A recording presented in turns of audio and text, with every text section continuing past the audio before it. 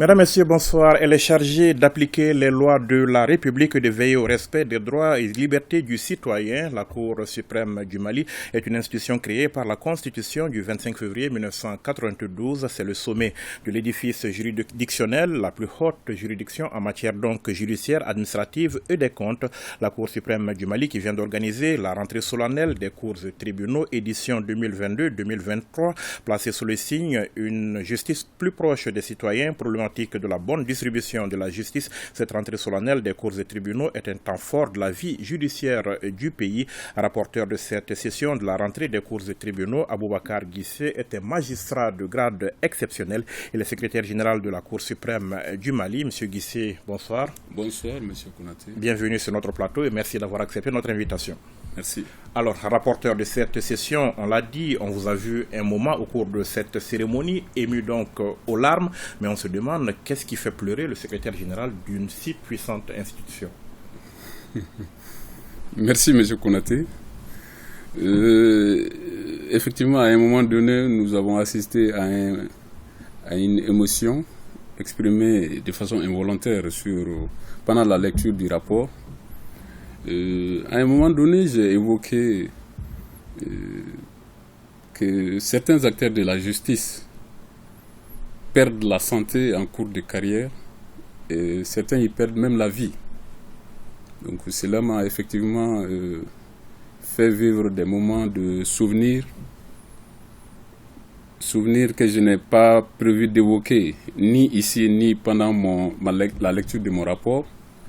En fait, en 1998, j'étais nommé juge de paix à compétence étendue, précisément le 15 août, en remplacement de Feu Oumarba, qui avait été sauvagement assassiné par la secte des Pieds Nus. Donc, quand j'ai évoqué que certains acteurs perdent la vie, j'ai pensé à ce monsieur honnête, donc, qui a perdu la vie dans ces conditions tragiques. Nous avons également notre collègue Sungalo Kone, qui a été enlevé par les djihadistes, assassiné. Nous avons d'autres collègues, Fofana à Gundam, qui a été égorgé dans les temps. Et un autre souvenir, peut-être plus lointain, je suis enfant d'instituteur, mon père instituteur, directeur d'école de son état en fin de fonction, pratiquement à son dernier poste à Banamba dans les années 70. C'est en ce lieu que j'ai entendu la première fois les mots juge. Et cette première fois d'entendre les mots juge était liée à une tragédie. En fait, directeur d'école dans la localité, un paysan de la localité est venu dire « Ah, monsieur le directeur, où est Kodjugou Ketchelade ?» Le père dit « Mais où est Kodjugou Djumengala ?» Il dit « Où est Korotebou jugement ?» Après l'entretien de mon père avec le monsieur, le paysan en question, je voulais savoir. J'ai dit, mais papa, juge Moundé, les juges c'est quoi? Vous étiez enfant, c'est ça? J'étais enfant, je n'étais même pas à l'école primaire, j'étais avec mon père, sous une mangueraie attenante à l'école. Il a essayé de m'expliquer les juges c'est quoi, c'est celui qui met fin au conflit et tout. Bon, je n'ai rien compris. En tout cas, tout ce que j'ai retenu, c'est que on a jeté le mauvais sort au juge, il ne peut pas dormir. Le lendemain matin, naturellement, n'allant pas à l'école, je n'étais pas à l'école, le père, à son retour de l'école vers midi, donc je lui demande, mais papa, est-ce que le juge a pu dormir hier soir? C'était ma préoccupation. Il dit non, il n'a pas pu dormir et au contraire, on l'a même évacué sur Bamako. Donc mon tout premier contact avec le mot juge, c'était lié à une tragédie. Donc rapidement, pendant la lecture, donc c'est des réminiscences qui sont revenues, donc qui ont créé ces petits moments d'émotion. Comme quoi, au-delà du juge que vous êtes, bien évidemment, vous comme êtes quoi, une personne humaine. Au-delà du juge que nous sommes, il y a une personne humaine avec une famille, avec une belle famille, avec un honneur, une honorabilité, une dignité, avec ses qualités et ses faiblesses. Le juge, ce n'est pas seulement l'agent répressif qui est là, c'est surtout l'être social. Et cet aspect est beaucoup ignoré de beaucoup de gens. Donc, c'est ce petit souvenir qui a fait que les rapporteurs que je suis, donc j'ai un peu larmoyé. On parle donc de cette rentrée. Chaque année, le même rituel, vous redoublez un peu d'éloquence. En tout cas, c'est ce que nous voyons. Qu'est-ce que cela représente pour la famille judiciaire, la cérémonie de rentrée solennelle des cours de tribunaux? En fait, la rentrée judiciaire est un événement statutaire annuel. C'est prévu par la loi organique qui régit la Cour suprême. C'est annuel et ça constitue un événement majeur, la grande fête de la famille judiciaire. Cette rentrée est liée à la fin de chaque vacances judiciaire. À la différence des vacances scolaires, nous ne sommes ni des élèves ni des étudiants. Donc à la fin des vacances judiciaires, le ministre de la Justice, en concertation avec la Cour suprême et le chef de l'État, qui est le président du Conseil supérieur de la magistrature, donc est organisé. Généralement, c'est au siège de la Cour suprême, ça peut être délocalisé. Donc c'est juste après la rentrée judiciaire que l'année judiciaire est déclarée ouverte. Donc c'est un peu même le but de cette cérémonie. Donc à l'occasion de cette cérémonie, tous les corps de la justice sont invités et généralement sont représentés. Si vous voyez au présidium de l'audience solennelle, il y a le président qui est le président du Conseil supérieur de la magistrature, le premier magistrat. Nous avons des magistrats de la Cour. Il y a le greffier qui est là. Cette année, nous avons innové. Donc le greffier est assisté par les greffiers les plus anciens, de part et d'autre. L'huissier, tous les corps de la justice sont là représentés. Mais quand vous parlez de vacances judiciaires, est-ce qu'il y a un moment de l'année où les tribunaux, les cours ferment leurs portes? Bien sûr, il y a ces moments. Nous avons voulu calquer ça sur même les vacances scolaires. Et c'est pendant cette période que les juges, en tout cas tous les personnels judiciaires, est censé partir en vacances, mais pas au même moment. Donc les magistrats se relayent. Et il y a ce qu'on appelle les audiences de vacation qui sont organisées pendant cette période-là. Ces audiences de vacation, c'est généralement les débuts et fin de mois. On fait en sorte que la porte ne se ferme pas. Autrement dit, vous gardez un service minimum. Il y a un service minimum qui est gardé. Donc tout le monde ne part pas en vacances au même moment.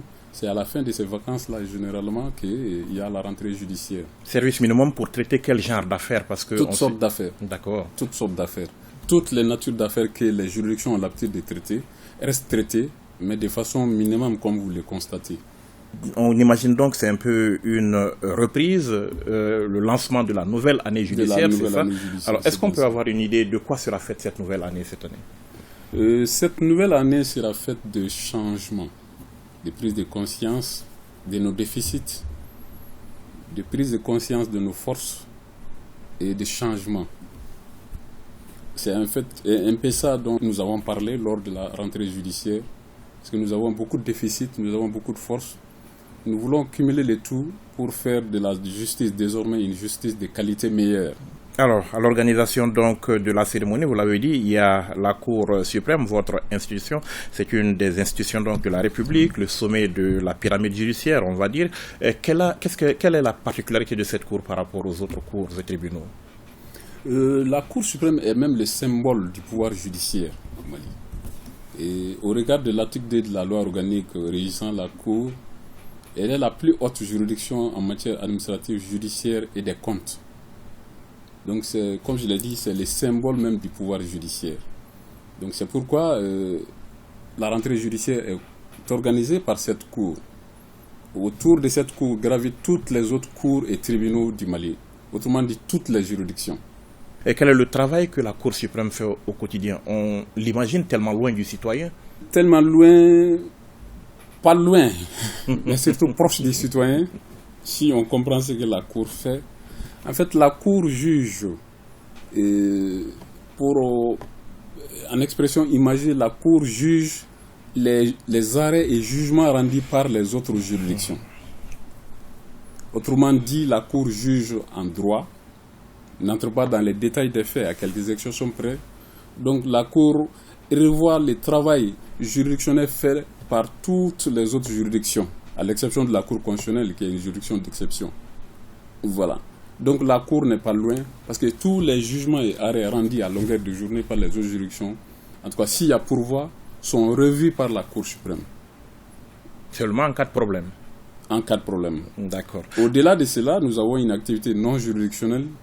La Cour donne des avis sur chaque dossier qui part en Conseil des ministres. Donc avant le Conseil des ministres, les dossiers sont envoyés à la Cour suprême pour avis. Le gouvernement également consulte la Cour suprême pour avis. Donc ça, c'est un travail non juridictionnel de la Cour, qui n'est pas beaucoup connu. Des avis donc qui servent à éclairer la lanterne du par rapport aux grandes décisions, de la nation. Alors, rentrée des cours et tribunaux, édition 2022-2023, l'histoire retiendra, M. Guissé, que cette rentrée judiciaire s'est faite un peu sans les magistrats qui étaient en grève, justement par rapport à un projet de loi concernant votre institution. Une rentrée des cours et tribunaux sans les magistrats, qu'est-ce que cela vous fait? C'est une grande symbolique. Malheureusement, ça s'est passé, ça ne devrait pas, ça n'aurait pas dû être. Mais ce sont les réalités du moment. Ce sont les réalités du moment. Les magistrats sont les premiers acteurs de la rentrée judiciaire. Mais cette année, comme vous l'avez remarqué, comme tout le monde, les magistrats n'étaient pas là. La Cour quand même a organisé la rentrée judiciaire. C'était dû à un mouvement de grève qui avait été annoncé. Donc la Cour s'attendait à cela déjà. Les raisons qu'on peut évoquer ici, parce que je ne suis pas mandaté par les syndicats, je ne suis pas mandaté par la Cour suprême pour en parler, mais c'était un mouvement de grève consécutif à l'introduction dans le circuit d'adoption d'un avant-projet de loi qui consistait, en tout cas selon les informations que tout le monde a, donc, à faire terminer par les magistrats de la Cour suprême leur mandat. Les magistrats de la Cour suprême sont nommés pour un mandat de 5 ans, renouvelable par tacite reconduction. Donc cet avant-projet avait pour but de faire terminer par les magistrats de la Cour suprême leur mandat, même si la fin de ce mandat devait aller au-delà de l'âge légal de la retraite pour les magistrats qui est de 65 ans. Donc les différents syndicats des magistrats ont estimé que l'âge de la retraite étant prévu à 65 ans, donc il ne devrait pas être fait exception à cette disposition légale au profit uniquement des membres de la Cour suprême, et que si cela devrait être fait, donc c'est peut-être le statut de la magistrature qui aurait dû être élu pour conférer le même âge de la retraite à tout le monde. De façon générale, c'est un peu ça le point d'incompréhension. Ben, heureusement qu'actuellement le mot d'ordre est suspendu, les collègues ont repris le travail. Donc, rapporteur du thème, j'étais mal à l'aise. Personnellement, je suis membre d'un syndicat, je suis à la Cour suprême, tous ceux qui sont à la Cour sont membres d'un syndicat. Bon, vous savez, en famille, il y a souvent des moments d'incompréhension. Sinon, nous sommes toujours la même grande famille judiciaire et nous resterons toujours la même grande famille. Alors, mot d'ordre de grève suspendu donc, mais qui reste un peu pendant, on va dire. Comment est-ce que vous voyez le dénouement définitif de cette question? La façon dont je vois le dénouement, c'est le dialogue, la discussion. C'est la même famille judiciaire. Ce sont des magistrats. Ceux qui sont aujourd'hui dans des juridictions inférieures viendront un jour à la Cour suprême. Naturellement, le souhait de tout magistrat est de terminer à la Cour suprême. Et je suis sûr qu'on va se comprendre un jour. On va se comprendre. Il n'y a pas de problème fondamentalement. C'est des moments d'incompréhension, ça arrive dans toutes circonstances humaines. Alors, venons-en au thème proprement dit de la rentrée, une justice plus proche du citoyen, problématique de la bonne distribution de la justice. En quoi est-ce que la question est vraiment problématique au Mali aujourd'hui? La question est problématique. Elle est problématique parce que quand on dit bonne distribution de la justice, on pense à l'accès à la justice, on pense à la célérité des décisions de justice, on pense à la bonne ambiance entre magistrats ou acteurs de justice et les citoyens, on pense à la bonne exécution des décisions de justice, on pense de façon générale à un service public de qualité de la justice. Tout ce dont je viens de parler sont des qualités, mais naturellement il y a des obstacles à ces qualités. Parce que pour avoir accès à la justice, ce n'est pas facile. Par accès à la justice, il faut comprendre non seulement un accès physique, la possibilité d'accéder physiquement aux tribunaux, aux juges, aux instances judiciaires et juridictionnelles, mais également un accès mental, intellectuel. C'est-à-dire comprendre, s'approprier la justice. Ça également, c'est un accès. En termes d'accès à la justice, il y a des défis. Il y a des défis, nous avons des défis d'éloignement des juridictions des justiciables. Nous avons des défis de nombre inférieur des juridictions et du personnel judiciaire. Nous avons un défi de lenteur de la justice. Nous avons un défi de coûts élevés de la justice par rapport aux citoyens moyens. Nous avons un défi de budget faible alloué à la justice. Nous avons également des couches vulnérables de la population qu'il faut protéger, comme les femmes, les enfants, les témoins et les victimes. Bon, malheureusement, notre arsenal judiciaire, même juridictionnel, même légal actuellement, donc on prévoit une faible protection pour ces personnes. Nous avons le défi de la corruption, qui est un défi énorme. Donc tous ces défis ou obstacles entravent la bonne distribution de la justice. Bon, comme je l'ai dit, nous avons un défi de compréhension également de la justice. La justice est rendue au nom des citoyens. Mais j'avoue que les citoyens comprennent peu de la justice. Les citoyens moyens, même les citoyens grands intellectuels dans un autre domaine, ils n'y comprennent pas grand-chose. Alors que l'objectif premier de la justice, c'est de mettre fin peut-être à des litiges, de rétablir la vérité, de protéger les faibles. Maintenant, si une institution est là pour te protéger et tu ne comprends pas, ça c'est vraiment dommage. C'est ce qui justifie un peu la méfiance peut-être. Merci, c'est ce qui justifie un peu la méfiance du citoyen. La peur même. Voilà, justement. Donc cela est dû à beaucoup de choses. Nous avons des défis linguistiques, socio-culturels.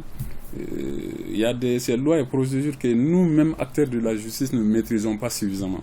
Nous avons également nos comportements, nous avons notre langage. Nous avons un langage qui n'est pas compris par beaucoup de choses. Nous avons des décisions qui ne sont pas méticuleusement, en tout cas suffisamment motivées. Et il y a beaucoup de difficultés. De maintenant à demain matin, on peut en parler. Mais les essentiels, nous les avons recensés dans notre rapport. C'est ce dont nous avons livré le contenu lors de la lecture du rapport. On s'imagine un peu que tout cela est exacerbé un peu par la situation de crise que le pays connaît au nord, au centre. Bien sûr que nous avons un grand défi qui est le défi de l'insécurité. L'insécurité empêche, par exemple, les personnels judiciaires, magistrats, greffiers et autres, d'aller à leur poste, comme on le dit. Donc, ceux-ci étant absents de leur poste, il s'installe un vide. La nature ayant horreur du vide, ce vide a tendance à être comblé par soit les fondamentalistes qui font régner leurs lois, soit par certaines autorités traditionnelles ou religieuses qui souvent abusent, je m'excuse du terme, abusent, parce qu'il y a des autorités qui procèdent à des jugements et même qui procèdent à l'exécution par la force, ce qui n'est pas de leur compétence, même si de plus en plus nous avons tendance à les faire intégrer dans les systèmes judiciaires pour s'occuper des conflits mineurs dans le cadre d'une certaine complémentarité entre autorités étatiques judiciaires et autorités traditionnelles ou coutumières. Mais ce n'est pas de leur apanage. La justice d'État doit prendre ses responsabilités. Quand nous prenons par exemple le défi d'éloignement des juridictions, que ce soit au sud, au centre ou même surtout au nord, les juridictions sont très éloignées des citoyens. Prenons par exemple la cour d'appel de Bamako. Les ressorts de la cour d'appel de Bamako, c'est non seulement Bamako, c'est Koulikoro, c'est Sikasso, c'est Ségou. Tous les jugements rendus par les juridictions qui sont dans ces ressorts-là, donc si un appel est interjeté, cet appel est connu par la seule cour d'appel de Bamako. Donc, il y a une convergence énorme des dossiers devant la seule cour d'appel où actuellement nous avons que quelques magistrats. Ils ne sont pas nombreux. Donc il y a ces défis d'éloignement. Au nord, n'en parlons pas. Au nord, on peut compter par exemple 200 à 300 km d'une juridiction à l'autre. Donc dans tous les Mali, nous avons seulement 72 juridictions opérationnelles. 72 juridictions opérationnelles, y compris la Cour suprême, la Cour constitutionnelle, toutes juridictions confondues. Maintenant, dans les soucis de résoudre ces problèmes de déficit juridictionnel, en 2001, il y a eu une loi qui a été adoptée et qui a procédé à de nouvelles créations, qui a même transformé certaines juridictions. Et par exemple, les justices de paix, au nombre de 41 actuellement, on en a transformé en tribunaux d'instance. Et si vous avez suivi le communiqué du Conseil des ministres hier, on a procédé à la classification, catégorisation des tribunaux. Donc, tribunaux d'instance, justice de paix à compétence étendue, transformés en tribunaux d'instance en 2011, mais jusqu'à présent, il n'y a que 17 justices de paix qui ont été véritablement transformés en tribunaux d'instance. Mais ça change quoi déjà de transformer ces... Oui, ça change beaucoup parce que les juges de paix les juges de paix à compétence élargie, c'est une seule personne qui exerce des fonctions de poursuite, des fonctions d'instruction et des fonctions de jugement. Maintenant, la différence avec les tribunaux d'instance est qu'il y a au moins 3 juges. Il y a un procureur, il y a un juge d'instruction et il y a un président. Il y a un président du tribunal. Imaginez, si c'est une seule personne qui doit exercer toutes ces fonctions, il pourrait y avoir des abus. Les juges, c'est avant tout un être humain. C'est avant tout un être humain avec, comme je l'ai dit au début de l'émission, ses forces et ses faiblesses. Donc, cette loi de 2011 également a créé beaucoup de juridictions des tribunaux de grande instance, donc, qui viennent en termes de hiérarchie avant les tribunaux d'instance.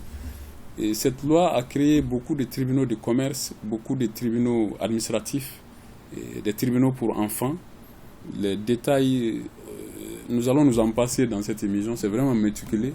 Mais ce qu'il faut retenir par rapport à cette loi de 2011 est que beaucoup de juridictions créées ne sont pas encore opérationnelles. Alors, si on les rendait toutes opérationnelles aujourd'hui, est-ce que ça résoudrait le problème? Bien sûr, bien sûr. Ça pourrait contribuer à amoindrir sérieusement le problème. Peut-être que ça ne résoudrait pas totalement. Les normes n'est pas forcément des synonymes de qualité, mais ça va apporter beaucoup d'assurance dans la distribution du service public de la justice. Alors, au-delà de l'application de cette loi, du fait de rendre tous ces tribunaux opérationnels, vous avez mené la réflexion par rapport à l'accessibilité, y compris les questions de compréhension aussi. Qu'est-ce que vous avez proposé comme solution? Et par rapport à l'aspect compréhension de la justice, comme je l'ai dit, les citoyens ne comprennent pas beaucoup. La toute première réalité poignante concernant la compréhension, c'est la langue. Le droit est dit en français au Mali. C'est une langue que 68% de la population ne comprend pas. Et sur ces 68%, nous avons à peu près plus de 70% des femmes et des filles qui ne comprennent rien en français, qui ne savent ni lire ni écrire cette langue. Donc, naturellement, quand le droit est dit en français, donc c'est vraiment un obstacle. C'est un obstacle. Bon, comme je l'ai dit également, il y a beaucoup d'aspects que nous-mêmes, acteurs de la justice, ne maîtrisons pas suffisamment. Par exemple, pour mettre fin à la souffrance financière des justiciables, j'ai dit tantôt que le coût de la vie est élevé pour les citoyens ordinaires. Quand on prend par exemple une simple procédure de divorce, nous avons la consignation qui fait par exemple 12 500. C'est juste à titre indicatif. Je suis à la Cour suprême, je ne suis pas dans les juridictions des fonds. Je pourrais ne pas être précis par rapport au montant, mais la consignation qui fait 12 500, le permis de citer qui fait 1000 francs, les frais de citation du conjoint qui font 5000 francs, frais de l'huissier, la copie de l'expédition qui fait 1000 francs par copie. Et quand on prend la grosse, c'est-à-dire la décision revêtue de la formule exécutoire, ça c'était 19 500.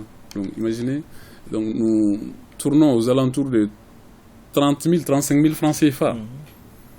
C'est pas grand-chose peut-être pour vous et moi, mais pour la citoyenne, je prends une femme qui doit faire face à une instance de divorce, qui doit intenter une action en divorce, donc ce n'est pas facile, ce n'est pas évident, surtout en milieu rural.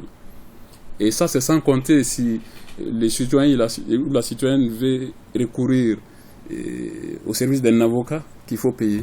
Donc c'est pourquoi la loi sur l'assistance judiciaire a été adoptée. Et ça depuis longtemps. Mais cette loi-là n'est pas comprise, elle n'est pas vulgarisée. Beaucoup d'acteurs de la justice même ignorent l'existence de cette loi. Et les avocats ou même les huissiers qui en principe doivent aider les citoyens à bénéficier du service de l'assistance judiciaire ignorent pour la plupart. Donc ce texte-là doit être vulgarisé. Ce texte doit être vulgarisé, mais ce n'est pas le cas. Donc toujours en termes d'incompréhension de la justice, comme je l'ai dit, la justice a sa propre terminologie. Alors, mais quand vous parlez d'incompréhension par les acteurs eux-mêmes, est-ce un problème de formation continue qui est là?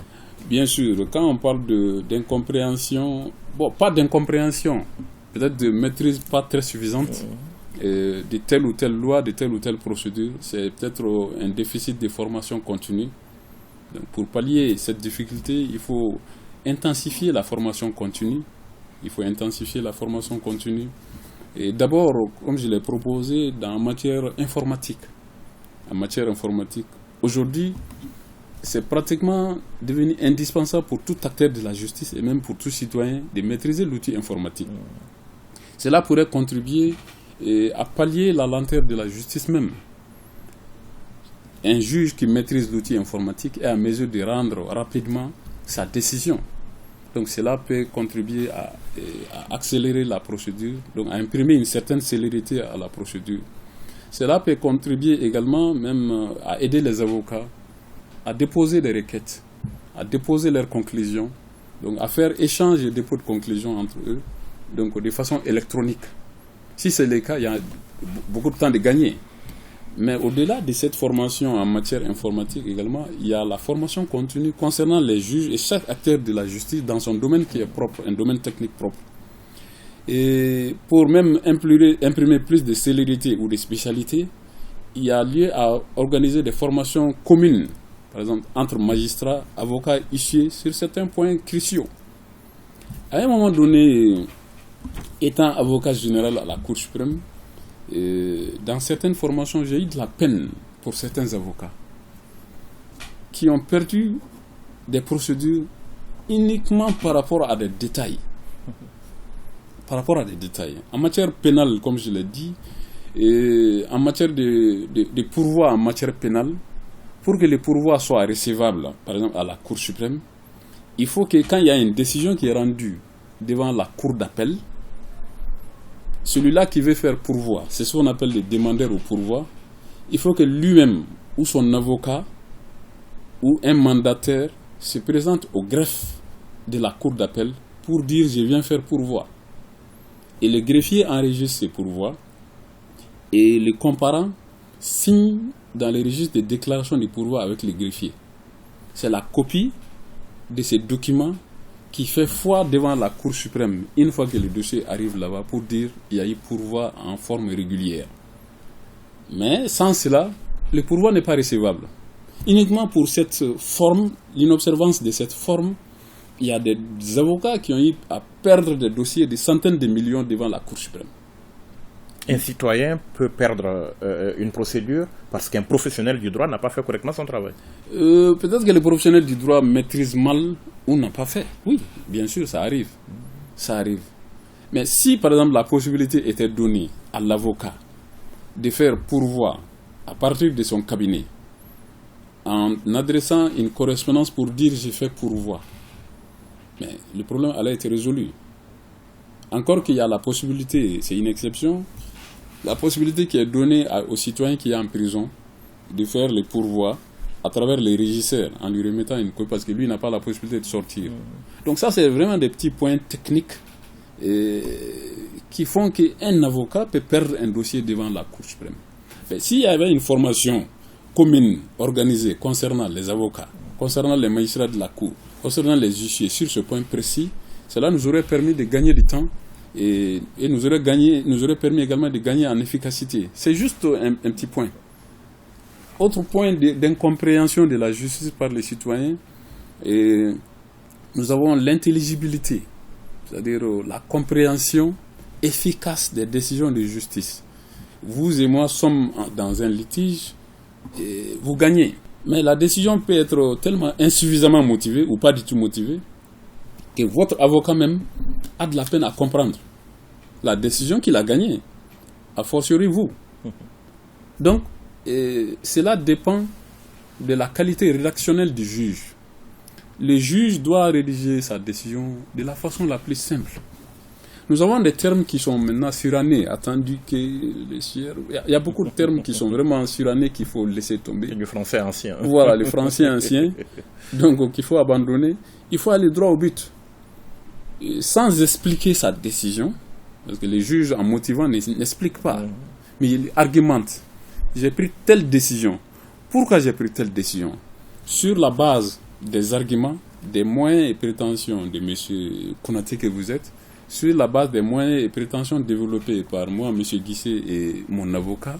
Donc le juge il fait la synthèse et sur la base de la législation prévue en la matière, législation je veux dire les lois, je veux dire la doctrine, parce que ce sont des sources de droit, je veux dire la jurisprudence. Donc sur la base de tout cela, le juge prend une décision.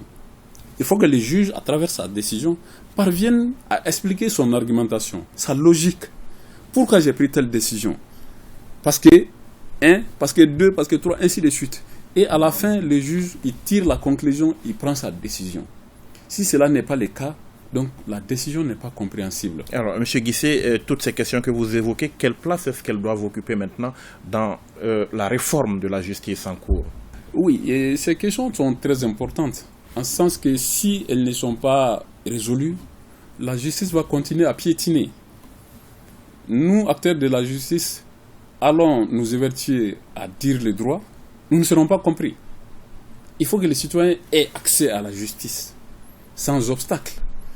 Accès physiquement, accès, comme je l'ai dit, intellectuellement. Il faut que le juge lui-même comprenne qu'il rend la décision au nom des citoyens. Il faut que les citoyens également comprennent que le juge n'est pas son ennemi. Il est là pour dire le droit. Il faut que également les juges comprennent que les citoyens est d'abord une personne humaine qui a des droits, qui a des devoirs et qui a droit à la justice. Donc c'est cette complémentarité donc, qui fera que les réformes-là parviendront aux solutions escomptées. Donc nous avons un rôle moteur pour l'État qui doit mettre les citoyens en position de sécurité. Nous avons un rôle moteur de l'État qui doit allouer les budgets nécessaires à la justice pour faire son travail. Parce que cela nécessite quand même beaucoup de moyens. Beaucoup de moyens. Actuellement, en 2021, le budget alloué à toute la justice, tout le secteur de la justice, c'était 1,34%. Peut-on demander aux acteurs de la justice de faire un travail de qualité? Je dirais oui. Nous avons le patriotisme, les moyens suivent le patriotisme. Oui, donc l'État a un autre rôle moteur. Il faut que, je l'avais dit, il faut assurer la sécurité, il faut allouer le budget nécessaire, il faut relire ou revoir les lois ou les textes sur l'assistance judiciaire. Donc il faut accompagner les personnels judiciaires, il faut accompagner les citoyens. Pour vous, hommes de presse par exemple, le souhait c'est d'avoir un bureau de presse au niveau de chaque juridiction. Quand vous venez, vous avez accès tout de suite à l'information sans tracasserie aucune. Nous avons un exemple concret, par exemple, au Canada, qu'on appelle la cause en bref. Chaque cas traité devant la juridiction est reproduit de façon très simple, très terre à terre, par des gens qui ne sont pas forcément des hommes de droit. Donc, il y a une explication d'une ou demi-page seulement à la disposition de la presse. Que monsieur tout le monde peut comprendre. Que monsieur tout le monde peut comprendre. Il faut également, au niveau de chaque juridiction, que ce soit supérieur ou inférieur, qu'il y ait l'existence d'un bureau d'orientation, d'accueil et d'orientation. Quand quelqu'un vient en juridiction, il a besoin de savoir où se trouve le président, comment avoir une audience avec le président. Donc il faut qu'il y ait des gens qui sont là, dans un bureau, pour accueillir et orienter, comme le nom l'indique, donc les citoyens. Mais actuellement, comme je l'ai expliqué tantôt, les citoyens, ils errent dans les juridictions. Ils ne savent pas à qui il faut s'adresser. Tout ça, c'est du rôle de l'État. Absolument. Le rôle de l'État. Il y a également un rôle moteur des acteurs de la justice que nous sommes également. Nous devons comprendre que nous sommes là pour les citoyens. Il faut que les citoyens également sachent que la justice est là pour lui et qu'il a un rôle également de compréhension. La décision de justice n'est pas faite pour être acceptée par tout le monde. Il faut forcément un gagnant et un perdant. Mais quand on perd, que l'on sache pourquoi on a perdu. Quand on gagne, que l'on sache pourquoi on a gagné. Et dans la légalité. Monsieur Guissé, nous avons épuisé le temps qui nous est imparti. Nous vous remercions d'avoir répondu à nos questions. D'accord, je vous remercie. Merci beaucoup. Merci, mesdames, messieurs, de nous avoir suivis. Rendez-vous la semaine prochaine pour un autre numéro de l'invité. Bonne suite de programme sur l'ORTM.